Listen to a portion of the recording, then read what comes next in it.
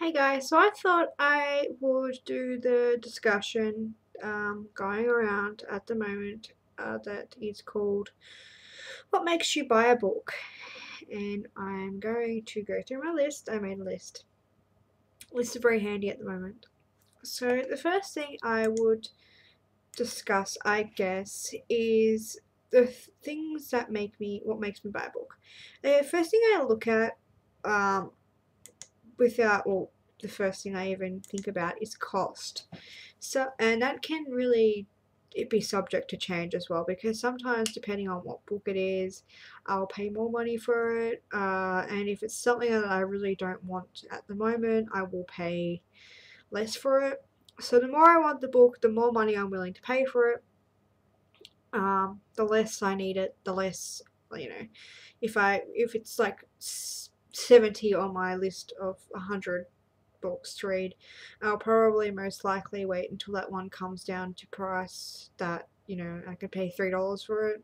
I don't know how my mind works like that, but usually cost doesn't really come into it if it's something that I want, or if I just feel like buying books, I won't generally go to the more expensive bookshops. I'll just go to charity shops and pick up some books where I can usually find them for 50 cents and get 8 or 10 for the same amount that I can for a you know proper book. Also ebooks as well. Like there's not really much different in cost when it comes to ebooks on my Kindle as opposed to paperback. So really when I'm buying books for my Kindle, I try and find books that are cheaper, um, or like $2. Self-published books are really good. I really like that for my Kindle. And sometimes you can get free ones. Like I just downloaded a shitload of adult um, erotic books, or like the vampire smutty shit stuff for like free. I think it was a couple for free. So stuff like that. I like looking around, bargaining and things like that. And then usually I go for the cover. Uh, for example, there's two covers of books that I have just picked up, and they're gonna be in my next book haul anyway, so you'll see them now. But I just picked up these two books for 50 cents from the charity shop, and these aren't really covers I would actually go for. If I looked at them at first glance, I would say this is pretty fugly, and this is just too plain. So when I'm looking for books, I like I'm a cover freak. I love beautiful covers. I like them to be clean. I like them not to be bent or anything like that. I'm a little bit less pedantic than I used to be. But if I'm getting a new book, I want it to be pristine, like just pristine. And I picked up a few the other day, which I don't have on me. Sorry, I'm just looking around. I'm not a very good review person like that. But yeah, so things like Die for Me by Amy Plum. I think that's who wrote it. I could be wrong, but yeah, things like that. Just vibrant, colorful covers. I do like eerie covers, but I tend to go towards the more vibrant colors. If they're just too plain, I tend to not pick them up because they just look like a book, like a plain book, and I just don't like that.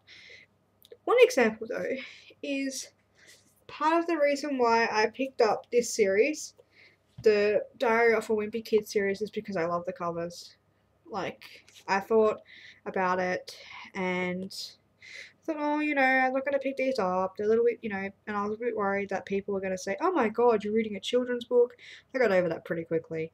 But I just love them.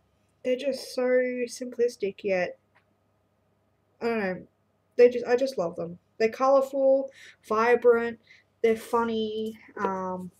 They look like a notebook, I think. That's probably why. And they're going to look really cool on my bookshelf. So that's another thing. I look for things that are going to look spiffy on my bookshelf. But mostly nowadays, because I used to try so hard to make everything look good on my bookshelf, I just don't try anymore because I have too many books. As you can see, there's definitely some arranged properly and others not. The next thing is recommendation. Now, recommendation is obviously YouTube, magazines, blogs, anything like that.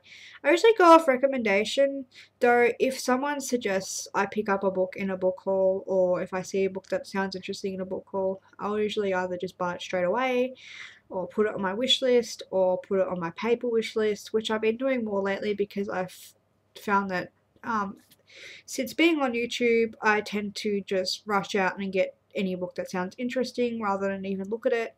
So I decided to change my methods. But usually I just, yeah, if it's interesting, it goes on my paper wish list. If it's really, really, really interesting, it goes on both my paper list and my wish list on Book Depository. And I'll either go and pick it up online or I'll pick it up in person. Also, the other thing I do when I buy a book is I go off the series or standalone as author credit. And by author credit, I mean, have I read a book by this author before? So things like Siobhan Cohen, which I just picked up the other day, I really liked Frankie Says Relapse. So I'll pick up a book by her without even really having to question it very much. Melissa De La Cruz, I picked up The Witches of East End, I believe that's what it's called, without really knowing too much about it.